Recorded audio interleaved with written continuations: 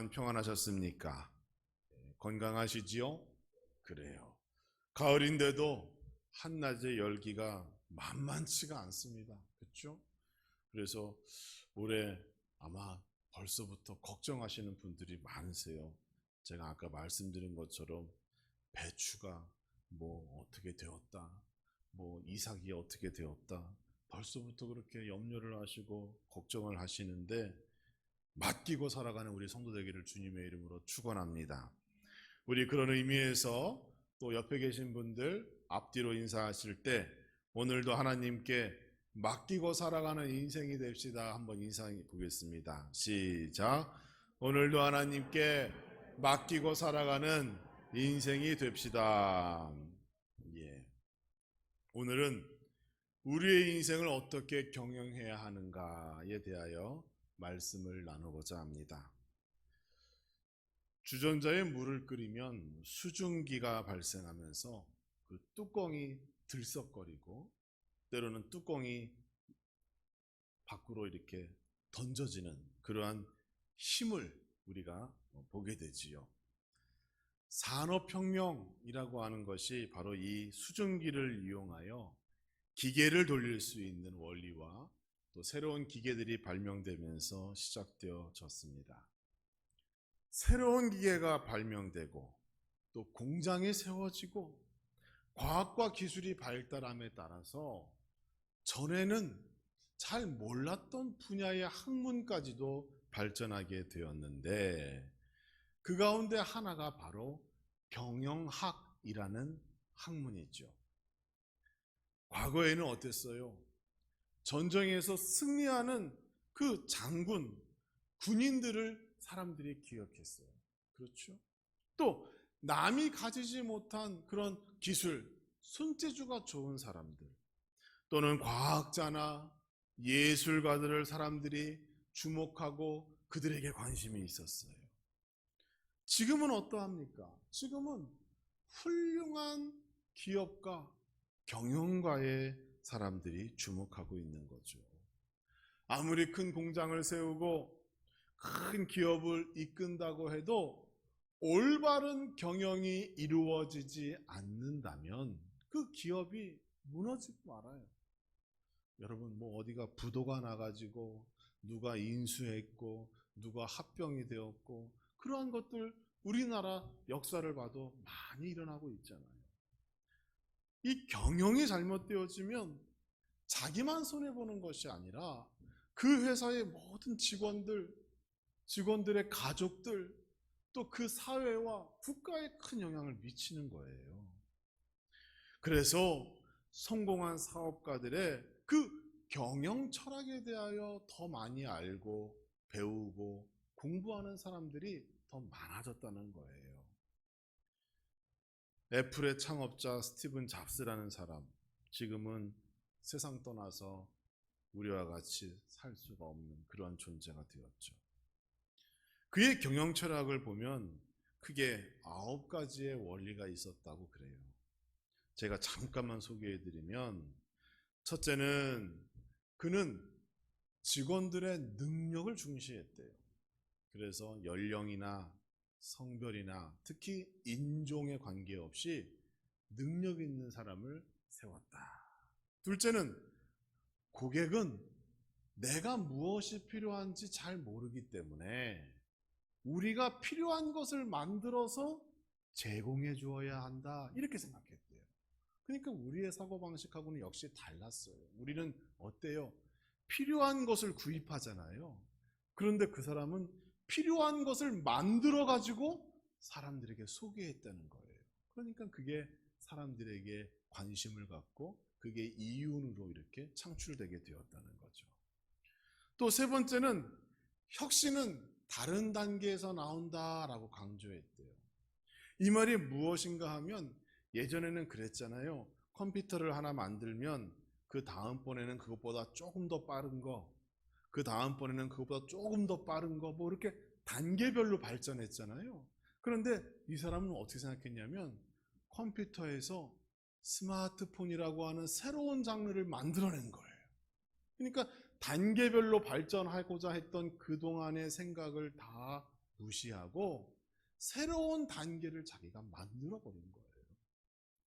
또 디자인이 중요하다 그래서 기능도 중요하지만 사람들의 마음을 사로잡는 디자인도 아주 강조했고, 또 많이 만들고 복잡한 것 이것보다는 조금, 그러면서도 단순하면서도 꼭 필요한 것, 그것을 추구하는 경영 철학을 가지고 있었다고 합니다.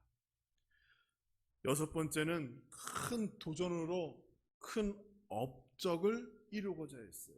당시에는 어떻게 하면 경쟁회사를 이길 수 있을까 이렇게 생각을 했다는 거예요. 그러니까 경쟁회사보다 더 빨리, 더 싸게, 더 질 좋은 물건을 만들어야 된다라고 사람들이 생각할 때에 이 사람은 어떻게 생각했냐면 경쟁회사를 없애버리는, 경쟁회사가 아예 나타나지 않는 물건을 만들면 되잖아 이렇게 생각했다는 거예요. 그래서 다른 사람들은 경쟁회사와 경쟁하고 있을 때 이 사람은 새로운 물건을 만들고 새로운 것들을 발명해서 아예 경쟁회사가 없도록 이렇게 생각했다는 거예요. 또 그는 기술자는 예술가이다 라고 생각해서 기술을 가지고 있는 사람이나 예술을 가지고 있는 사람이나 동등하게 봤어요. 그래서 기술자들이 예술가의 마음으로 아주 마음껏 창의적으로 활동할 수 있는 그런 기업 분위기를 만들었다. 여덟 번째는 가치가 중요하다. 기술을 가지고 있으면 가격을 낮춰서 물건을 파는 게 아니라 사람들이 비싸도 그 가격을 가지고 가치가 있기 때문에 물건을 구입한다는 거예요. 요즘에 스마트폰 하나가 얼마씩 해요? 150만 원, 180만 원, 최신형은 거의 200만 원 가까이 주고 사잖아요. 그렇게 생각했던 거예요. 그리고 마지막으로 자신의 비전을 믿어라 그랬어요. 사람들이 안 된다, 그렇게 하면 안 됩니다, 전문가들이 얘기할 때에 자기가 가지고 있는 그 비전, 꿈을 실현하기 위하여 끝까지 열심히 일했더니 그러한 결과를 가지게 되었다. 그는 그렇게 말하고 있습니다.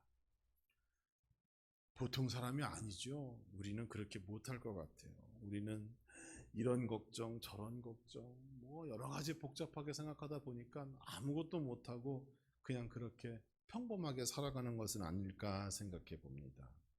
그런데 여러분, 그에게도 아주 중요한 결점이 있었어요. 그가 그렇게 많은 것을 발명해서 인류를 편한 삶으로 그가 인도했다고 평가받았음에도 불구하고 그는 무신론자였대요. 무신론자. 하나님은 없다라고 생각했던 사람이었습니다. 그가 젊은 시절에 인도에 여행을 갔어요.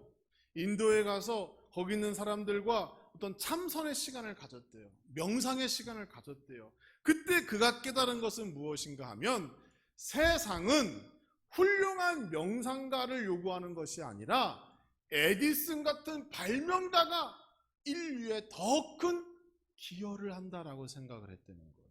그래서 그가 다 집어치우고 그 새로운 물건을 발명하고 만들기 위하여 다시 고향으로 돌아왔다는 겁니다. 인간의 역사가 그를 위대한 경영가, 기업가, 발명가라고 말할지 모르겠지만 세상의 모든 지혜가 하나님께로부터 나온다는 사실을 그가 몰랐다는 거예요. 그러니까 예수 믿지 못했습니다. 결국 그가 취장함이라고 하는 암으로 세상에 떠날 때까지 하나님을 알지 못했어요. 하나님 눈으로 볼 땐 그는 여전히 죄인입니다. 사람들은 성공자라고 말할지 모르지만 하나님 눈으로 볼 때는 그는 실패자인 거예요. 그래서 저는 기도합니다. 우리의 자녀들이, 우리 교회의 학생들이, 청년들이 나중에 훌륭한 기업과 훌륭한 경영가가 되어서 이제 사회를 주름잡을 때, 그들이 기성세대가 되었을 때 누군가 그들에게 그렇게 성공한 비결이 무엇입니까? 라고 묻는다면 그들이 모든 지혜의 근본은 하나님이십니다 라고 하는 고백이 나올 수 있도록 저는 기도합니다. 여러분께서도 교회 학교 학생들, 청년들을 생각하실 때에 그렇게 기도해 주세요. 그들이 장차 이 나라와 이 민족을 살리는 사람들이 될 수 있고, 장차 누군가 그 비결이 무엇인가요? 물어볼 때 제가 어릴 적부터 예수님 믿고 신앙생활 잘했고 하나님께서 저를 이 자리에 세워주셨습니다 라고 하는 고백이 나올 수 있도록 기도하시는 저와 우리 모든 성도 되기를 주님의 이름으로 축원합니다. 예수 그리스도를 일찌감치 알고 그분을 믿고 그분을 닮고자 이 자리에 모인 여러분께서 진정한 인생의 승리자인 거예요. 여러분, 세상에는 생명보다 귀한 것이 없습니다. 세상이 부러워할 만한 부와 명예를 갖고 있다 할지라도 결국 세상 떠날 때는 아무것도 가지지 못하는 거예요. 생명을 얻지 못하고 구원을 얻지 못하고 영생의 선물을 알지 못하고 세상 떠난다면 그것은 실패한 인생이라고 말할 수밖에 없는 것이죠. 그래서 우리는 생명의 소중함을 알아야 합니다. 나에게 주어진 사명을 감당하기 위하여 나의 인생을 하나님 방식대로, 하나님 말씀대로, 성경의 원리대로 경영할 수 있는 지혜가 내 안에 있어야 하는 거예요. 우리가 회사에 취업하면 나는 그 회사의 직원이 되죠. 회사의 경영은 다른 사람이 하잖아요. 그러나 내 인생의 경영은 누가 합니까? 내가 하는 거예요.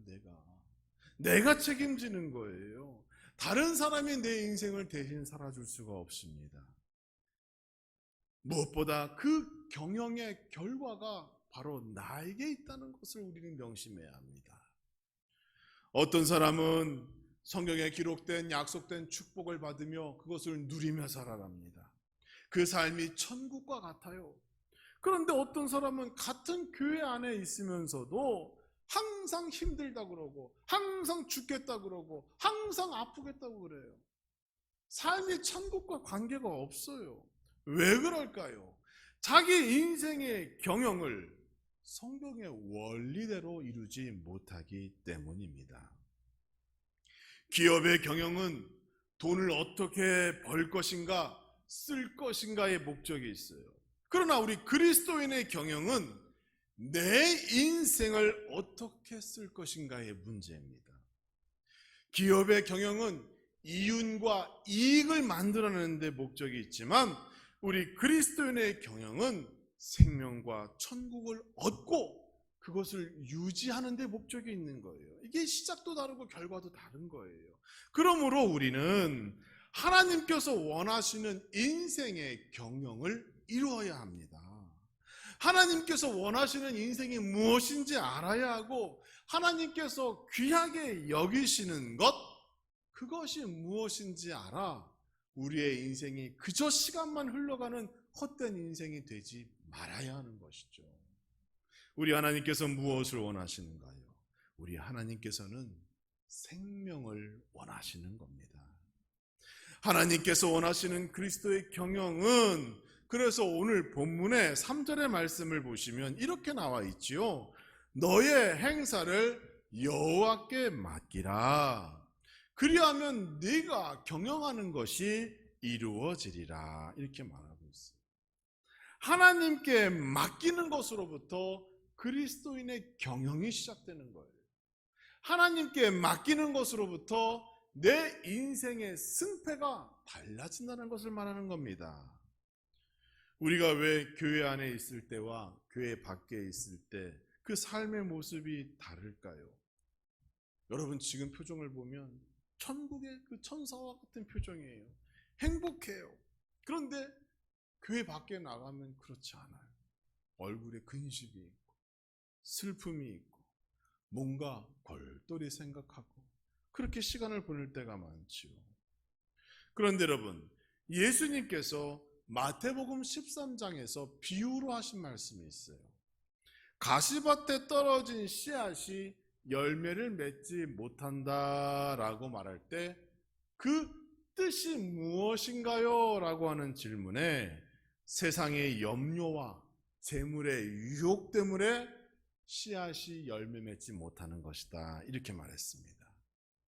세상에 머물 때 우리는 세상의 염려와 재물의 문제로 인하여 하나님께 맡기지를 못하는 거예요. 교회 안에 있을 때는 지금 당장이라도 모든 것 다 하나님 것이고 모든 것을 하나님께 드려도 아까움이 없다라고 그렇게 고백하는 우리의 심령이 밖에 나가면 어때요? 세상의 염려와 재물의 유혹으로 나약한 신앙생활을 살게 된다는 것이죠. 뭔가요? 맡기지 못하게 그러는 거예요. 하나님께 맡기면 되는데 맡기지 못하기 때문에 나도 모르는 사이 하나님께서 나의 문제를 해결할 수 있는 기회조차 우리가 하나님께 드리지 못하고 있는 겁니다. 따라서 우리는 하나님께 맡겨야 합니다. 맡긴다는 게 무엇인가요? 하나님께서 내 인생을 직접 주관하사 경영하도록 내가 순종하고 허락하는 것을 말합니다. 그리고 이것을 위하여 우리는 하나님의 주권을 인정해야 하는 것이에요. 주권이란 무엇인가요? 주권이란 누가 주인인지를 아는 것이에요. 다르게 말하면 내가 가진 모든 것에 대한 주인된 권리를 포기하고 하나님께서 나의 모든 것의 주인 되신다라고 고백하는, 그거로부터 나의 삶을 맡기는 인생이 시작되는 거예요. 기독교 신앙에서 포기하는 삶은 중요한 신앙의 덕목 가운데 하나입니다. 포기하는 것. 예수 그리스도를 위하여 우리의 삶을 포기하고 생명을 위하여 나의 물질을 포기하고 우리가 포기한다는 것이 얼마나 중요합니까? 불교에서도 포기를 말하죠. 불교에서는 무소유에서부터 시작되어지는 포기입니다. 처음부터 아무것도 없이 빈손으로 시작된 인생이기 때문에 욕심내지 말아라, 포기해라. 불교는 그렇게 말해요. 그런데 성경에서 말씀하는 포기는 무소유로부터 시작되는 포기가 아닙니다. 왜? 하나님의 자녀가 된 성도는 세상의 모든 것을 다 가지고 누릴 수 있는 권리가 내게 있기 때문에 우리는 불교에서 얘기하는 포기와는 다른 것이에요. 하나님의 축복을 받은 우리인데 왜 무소유입니까? 아니죠. 소유죠. 모든 것을 얻고 모든 것을 누릴 수 있는 권리가 하나님의 자녀인 우리에게 있는 것이에요. 문제는 이것을 누가 주셨는가를 아는 것이에요. 누가 나의 모든 것을 허락하셨는가? 내가 가진 모든 것 누가 주셨는가? 그것이 바로 하나님입니다 라고 하는 그 고백이 있은 후로부터 우리는 하나님께 맡기는 삶을 시작할 수 있는 겁니다. 그래서 성경은 성도를 향하여 청지기라고 말하고 있잖아요. 하나님의 것을 대신 맡아 관리할 뿐이지 사실 내가 가진 모든 것들은 나의 주인 되시는 하나님의 것입니다 라고 하는 그러한 신앙 고백이 중요한 것이죠. 이렇게 나를 포기할 수 있다는 것, 하나님의 주권을 인정한다는 것이고 이것이 곧 하나님께 맡기고 사는 인생이 됩니다. 사랑하는 성도 여러분, 여러분의 삶을 항상 선하고 바르게 인도하시는 그 하나님의 경영에 맡기기를 원하십니까? 그렇다면 우리의 삶이 나의 주인은 하나님이십니다 라고 하는 고백이 넘치는 삶이 되기를 주님의 이름으로 축원합니다. 이처럼 올바른 포기를 할 때 비로소 내 안에 자리 잡은 욕심과 욕망도 사라지는 것이고 거기로부터 죄 가운데 떠나게 되는 것이고 그것으로부터 하나님 자녀다운 삶, 모든 것을 맡기고 살 수 있는 큰 믿음이 내 안에서 시작되는 것이에요. 그 다음 하나님께서 나의 삶을 감찰하고 계시다라는 사실도 알아야 합니다.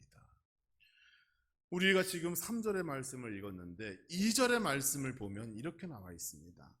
사람의 행위가 자기 보기에는 모두 깨끗하여도 여호와는 심령을 감찰하신다라고 말씀하세요. 우리 하나님은 누구신가요? 우리의 심령을 감찰하시는 하나님. 여러분, 감찰 그러니까 조금 법 용어같이 좀 무서운 생각이 들죠. 누가 나를 감시하는 건가? 이런 생각도 들어요. 이 감찰이란 잘한 것과 못한 것을 보는 거예요. 잘한 일에는 어때요? 상이 있고 못한 일에는 벌이 있고 대가가 있는 거예요. 이것이 감찰입니다. 더 쉽게 말하면 내 자신의 선과 악, 죄를 밝혀내는 것이 감찰인 것이고 그 일을 하나님께서 하시는 겁니다. 그러니까 여러분께서 누구를 욕하고 누구를 정죄하는 일을 그렇게 쉽게 하면 안 되는 거예요. 누가 잘못했다고 뒤에서 흉보면 안 되는 거예요. 왜? 그 평가와 감찰은 오직 하나님만이 하시는 거기 때문에 우리가 누구를 정죄하는 게 아니에요. 교회는 정죄하는 곳이 아니에요. 교회는 사랑하고 용서하는 장소입니다. 그러니까 우리가 누구를 정죄하고 누구 이야기를 하고 흉보고 그러면 안 되는 거예요. 이 감찰은 상과 벌은 오직 하나님만이 하시는 일이라는 사실을 알아야 합니다. 어떤 사람이 그래요. 저 사람은 법 없이도 사는 사람이다 이렇게 말해요. 그러나 이 말은 틀린 말입니다. 글로 된 법도 있지만 이미 우리에게는 양심이라는 것이 있어서 무엇이 옳고 그른지 판단할 수 있는 능력이 모든 인간에게 있어요. 그리고 그것을 행할 수도 있고 못할 수도 있는 자유의지라는 것도 있어요. 그렇다면 무엇이 바르고 선한 일을 할 수 있도록 만드는 것인가요? 누가 옆에서 법을 읽어주는 것도 아니고 규칙을 알려주는 것도 아니고 하나부터 열까지 다 간섭할 수도 없는데 모든 사람들이 어떻게 선하고 바른 일을 할 수 있다고 우리가 기대할 수 있는가? 그거 바로 양심이라는 것 때문에 그런 거예요. 그리고 우리 그리스도인들에게는 이 양심에 하나를 더해야 되는데 그것이 바로 하나님의 시각, 하나님의 시선이라는 것을 우리가 염두하며 살아야 합니다. 모든 인간은 하나님의 형상을 입고 세상에 태어났습니다. 어떤 신학자는 그 형상이 무엇이냐라고 얘기할 때 하나님의 형상이 인간의 양심이라고 얘기하는 신학자도 있어요. 그런데 여러분, 이 양심이라는 것은요, 시대에 따라서 사람에 따라서 그 기준이 조금씩 바뀌어요. 이게 절대적인 게 아닙니다. 조선시대에 여러분, 조선시대에 가정 안에 첩을 둔다는 것, 이거 양심에 거리낌이 없는 행동이었습니다. 당시의 문화였어요. 여유가 있고 또 자기가 어떤 그런 넉넉함이 있으면 그럴 수 있었어요. 그런데 지금 어때요? 지금 그러면 난리 나죠. 그런데 여러분, 지금 중동 지역에서는 아직도 부인을 1명, 2명, 3명, 10명까지 두는 사람들이 있잖아요. 양심에 거리낌이 없다는 거예요. 무엇을 말하고 있어요? 이 양심은요, 같은 시간을 살아도 그 사람의 삶의 방식이나 문화에 따라 그 기준이 다르다는 거예요. 그러니까 그 양심을 우리가 절대적으로 믿을 수가 없는 겁니다. 그러나 한국이든 미국이든 아프리카든 그곳에 사는 예수님 믿는 그리스도인이라면 동일한 삶의 기준을 가지고 있어요. 왜? 말씀대로 살기 때문에. 하나님께서 나를 감찰하시고 하나님께서 나를 보고 계시다는 그 믿음을 가지고 있기 때문에 내 양심에 하나님의 말씀이 더해지고 하나님의 그 시선이 더해져서 더 온전히 하나님이 원하시는 백성과 자녀다운 삶을 사는 거예요.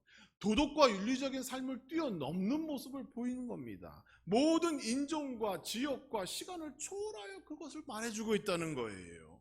그러므로 우리에게는 항상 나를 지켜보고 계시는 하나님이 계시다. 나를 감찰하시는 하나님이 항상 나를 지켜보고 계시다라고 하는 그러한 위기의식 속에 살아야 하는 겁니다. 사랑하는 성도 여러분, 하나님이 나를 감찰하신다라고 하는 그 믿음이 곧 하나님이 나를 경영하시고 나를 주관하신다라고 하는 믿음이 되는 겁니다. 하나님께서 나의 삶의 결과에 대하여 책임을 물으시고 상과 벌을 준비하실 겁니다. 누구든지 모든 인간은 죽음을 맞이하고 그 위에 하나님의 심판대 앞에 섭니다. 그때 가면 후회하는 것이죠. 따라서 우리는 살아있는 동안에 하나님께서 나를 감찰하시고 나의 모든 것을 지켜보신다고 하는 그러한 삶 속에서 하나님께 맡기고 하나님이 나를 경영할 수 있도록 나의 모든 것을 허락하는 그러한 믿음의 성도 되기를 간절히 주님의 이름으로 축복합니다. 우리 하나님께서는 모든 것을 다 아십니다. 나의 지난 과거는 물론이고 현재의 나의 모습, 또 앞으로 일어날 미래의 일들까지도 우리 하나님께서는 다 알고 계십니다. 기쁘고 행복했던 일들, 슬프고 눈물 흘렸던 기억까지 다 알고 계십니다. 그러므로 우리는 하나님께 맡기는 것 외에는 다른 방법이 없습니다.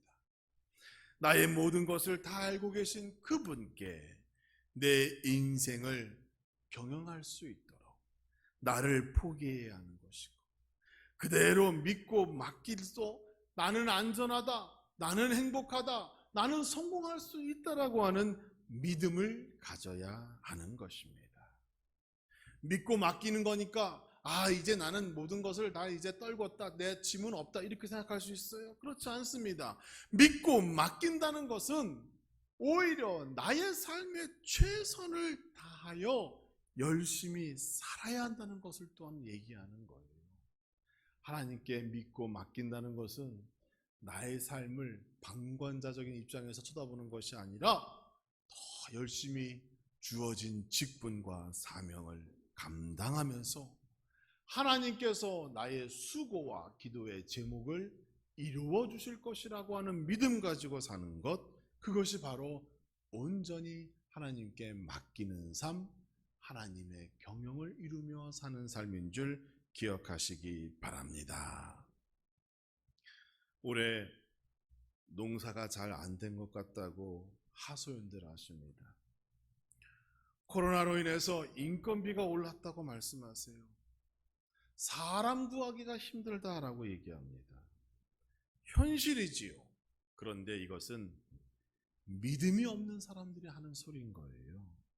믿음이 있는 사람들은 그 현실을 그대로 받아들이면서 그럼에도 불구하고 하나님께서 나를 위하여 특별한 은혜를 준비하셨을 것이다 라는 믿음으로 그 고난을 이겨내는 겁니다. 하나님의 경영이 우리 가정과 기업 위에 온전히 임할 것이다 라고 하는 믿음으로 살아가는 우리 모든 성도 되기를 주님의 이름으로 축원합니다. 하나님께 맡기시고 나의 인생이 하나님이 경영하도록 허락하시고 나의 욕심을 포기하시고 하나님께서 나를 지켜봐 보시고 나를 감찰하신다는 그 믿음을 가지고 이 한 주간을 살아가 모든 시간 하나님께 맡기는 삶이 얼마나 복되는가 삶을 통하여 증거하시고 축복받으시는 우리 함라주한교회 모든 성도 되기를 주님의 이름으로 축원합니다.